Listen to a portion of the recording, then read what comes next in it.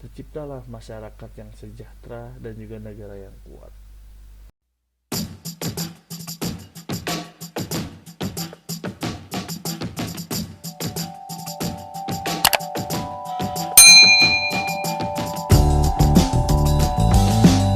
Assalamualaikum warahmatullahi wabarakatuh.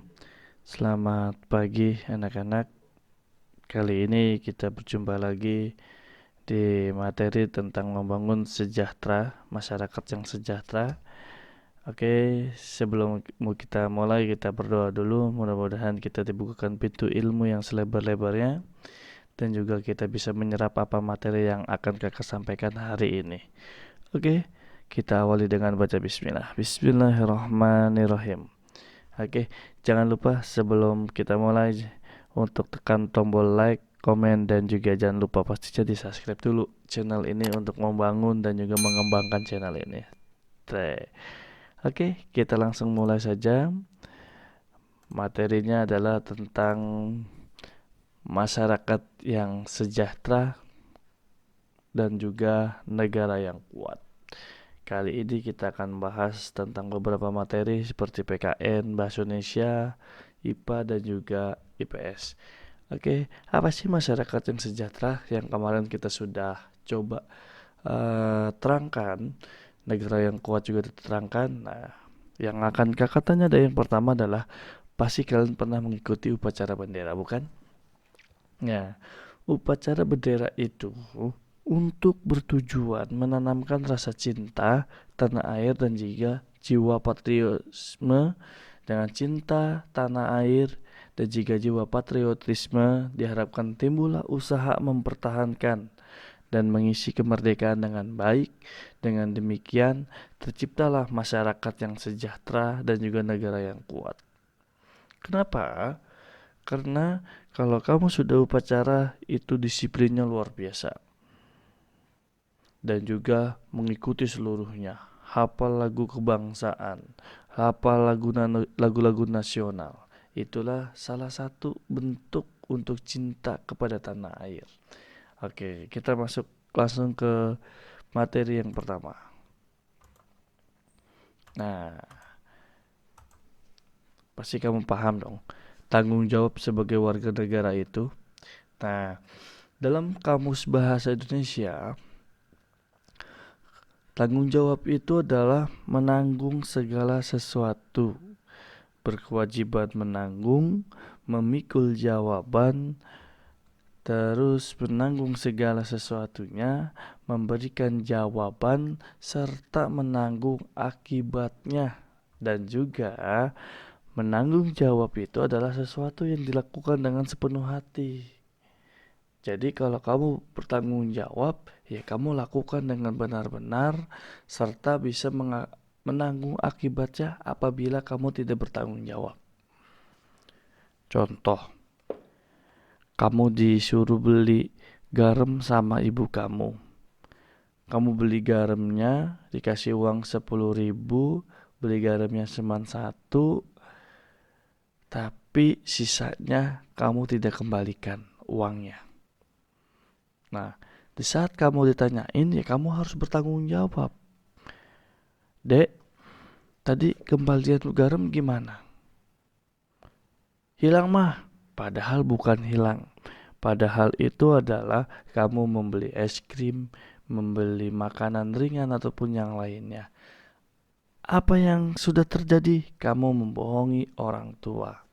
Nah, bagaimana caranya menanggung? Ya kamu harus menceritakan seluruhnya. Mah, tadi aku beli garam, beli es krim, beli makanan ringan. Sehingga orang tua pun akan percaya. Itu yang disebut dengan tanggung jawab.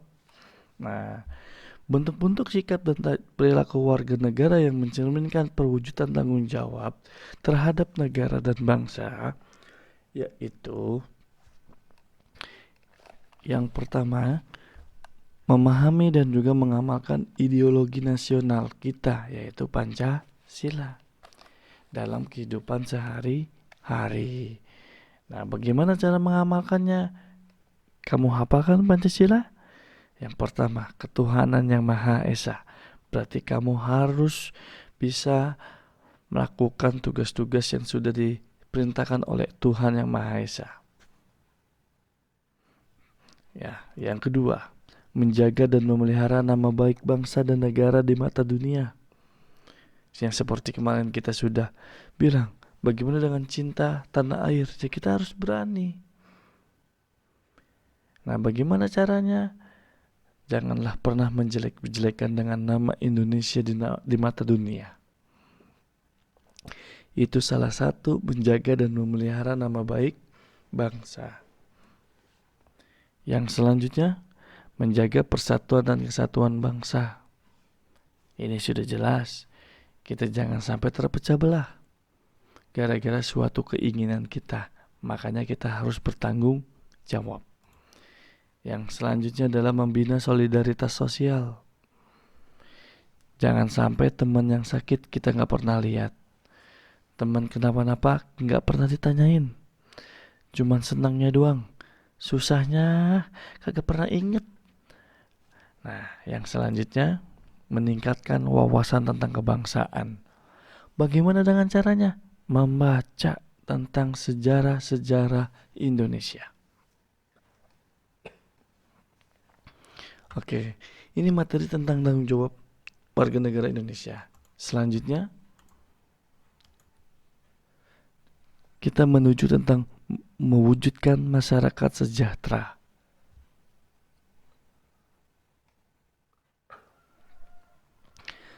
Nah, salah satu tujuan negara Indonesia adalah meningkatkan kesejahteraan umum. Nah, Indonesia banyak sekali memiliki keragaman suku, budaya, adat istiadat yang wajib dihormati dan juga dilestarikan. Nah, bagaimana? Apa sih itu? Nah, karena dengan hidup rukun dalam kehidupan sehari-hari itu adalah untuk persatuan dan juga kesatuan bangsa.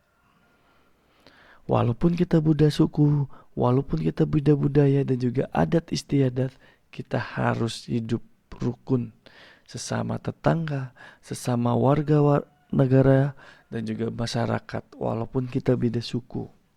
Untuk apa? Untuk meningkatkan kesejahteraan umum.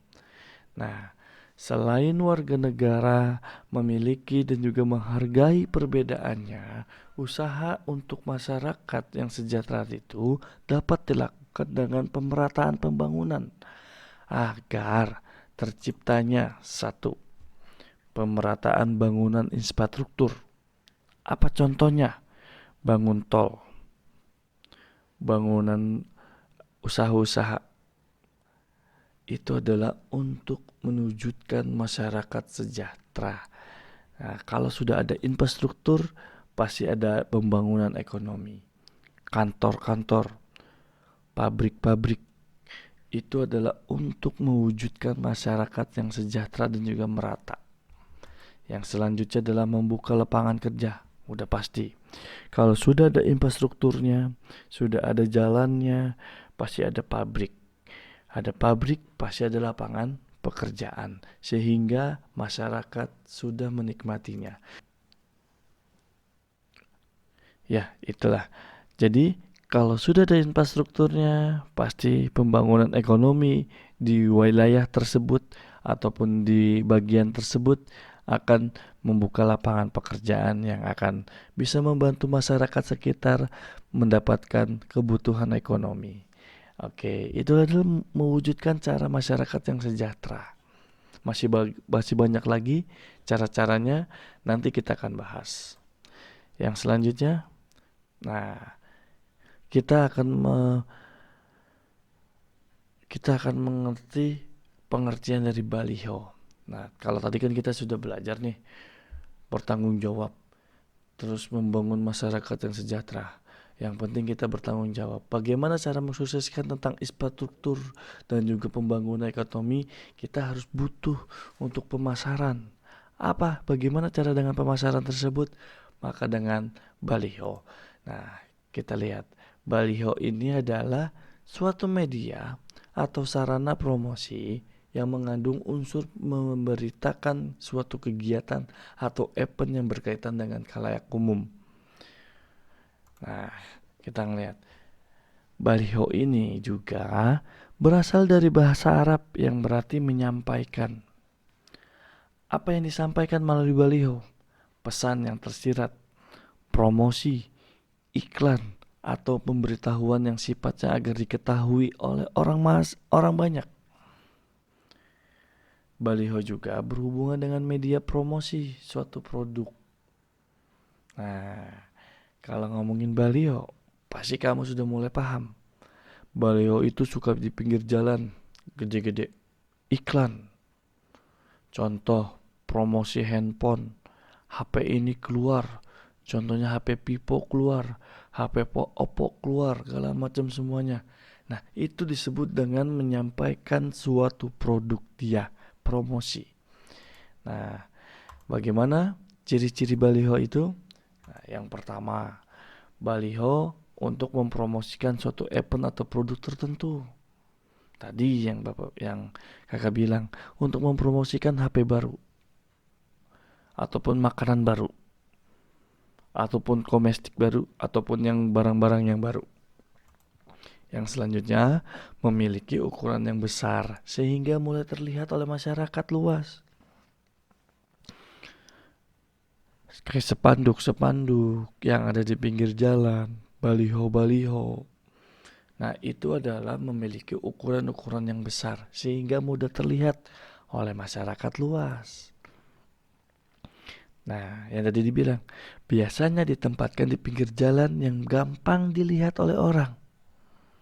Yang selanjutnya, prosesnya, pemasangan dan juga pembongkarannya cenderung lebih mudah dan juga lebih cepat.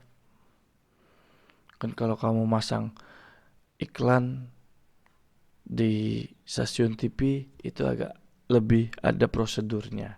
Kalau pemasangan baliho perlu izin saja langsung dipasang pakai tali bisa, pakai tambang bisa. Itu lebih cenderung mudah dan juga lebih cepat.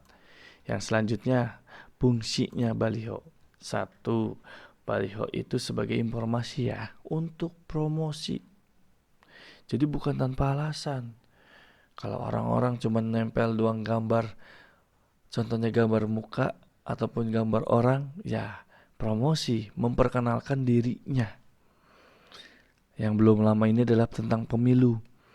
Banyak tentang promosi. Calon nomor 1, calon nomor 2, sampai seterusnya. Itu adalah ajang untuk promosi, memperkenalkan dirinya kepada masyarakat. Itu adalah salah satu baliho juga. Nah, ingat, satu, fungsinya adalah menyampaikan materi iklan kepada masyarakat. Yang kedua, media promosi yang biayanya tidak terlalu mahal. Yang ketiga, menaikkan penjualan atau market serta menaikkan pamor dan juga popularitas dari pengiklan.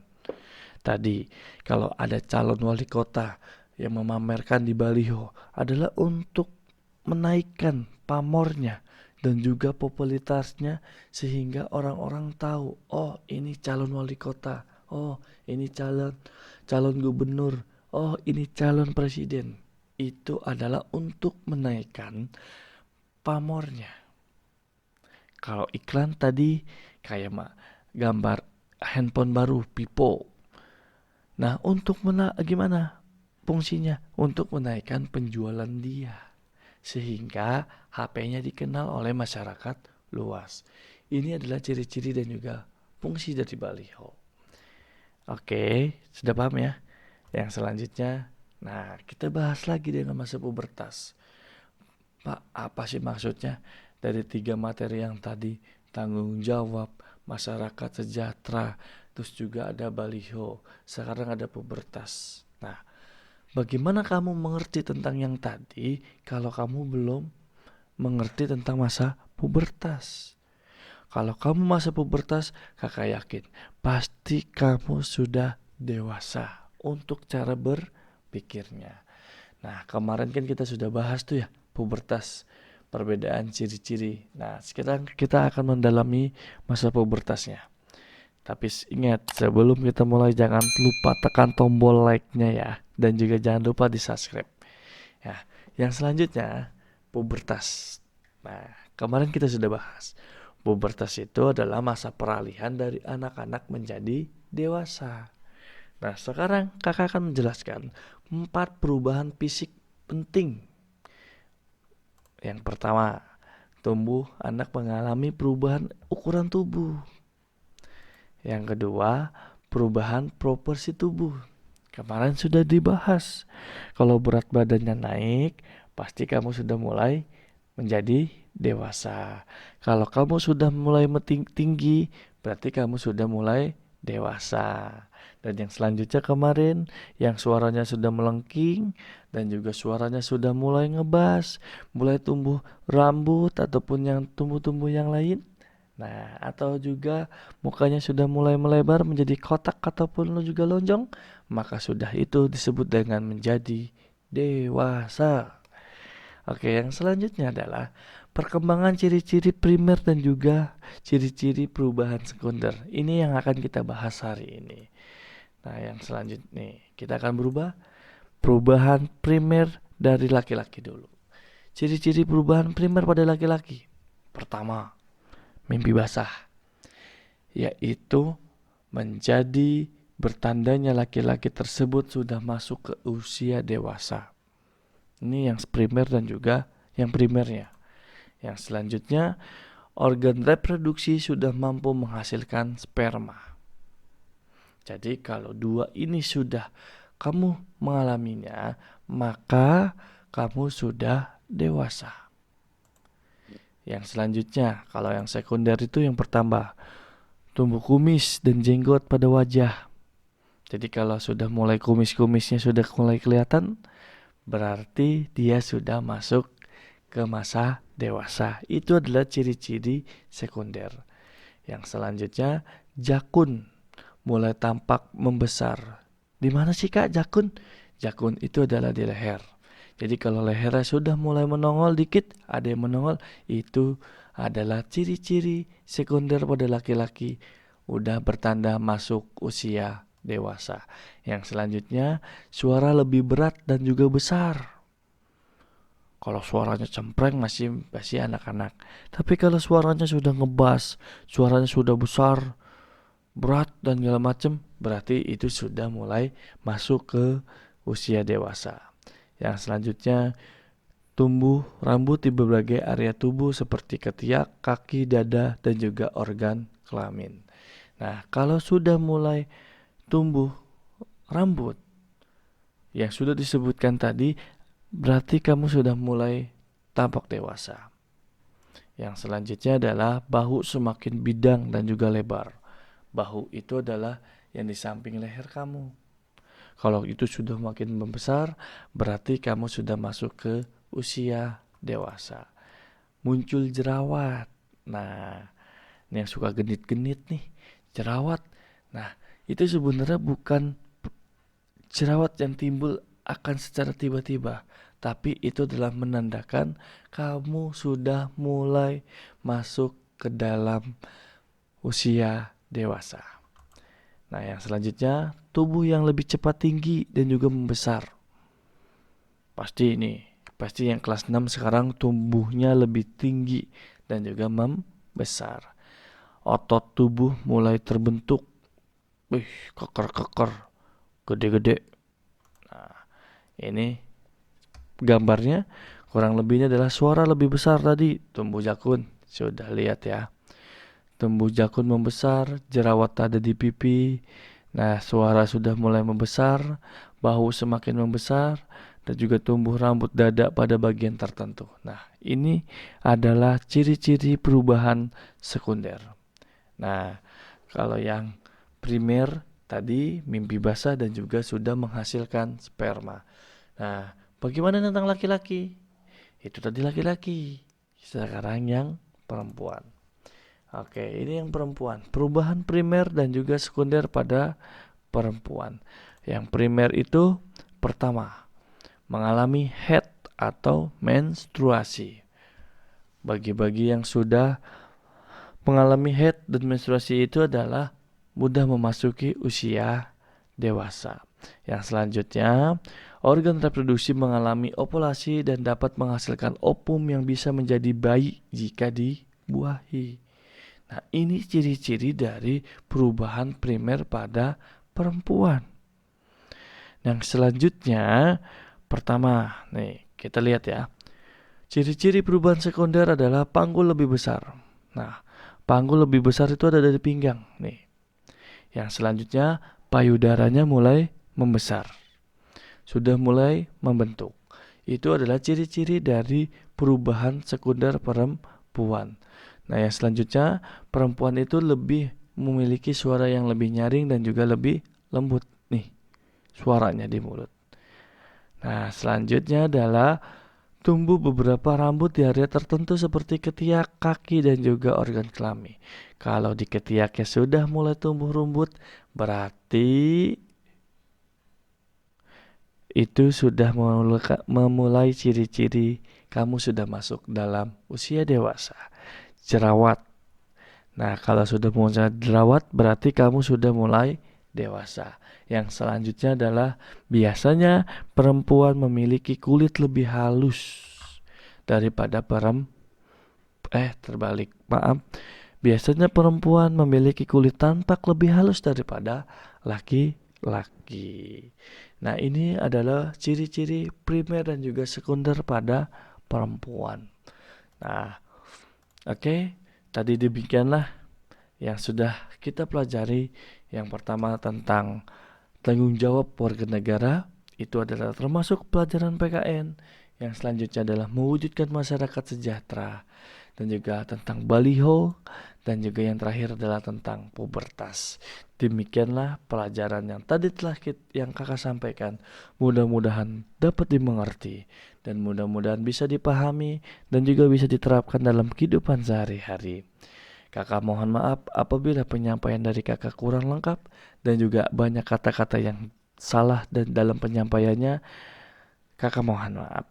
Tapi sebelum ditutup dan kita membaca hamdalah, jangan lupa tekan tombol like, komen, dan juga share video ini. Dan juga jangan lupa pastinya di subscribe dulu channel ini. Demikianlah, sebelum kita akhiri, tutuplah dengan baca hamdalah. Alhamdulillahirrabbilalamin. Terima kasih. Assalamualaikum warahmatullahi wabarakatuh.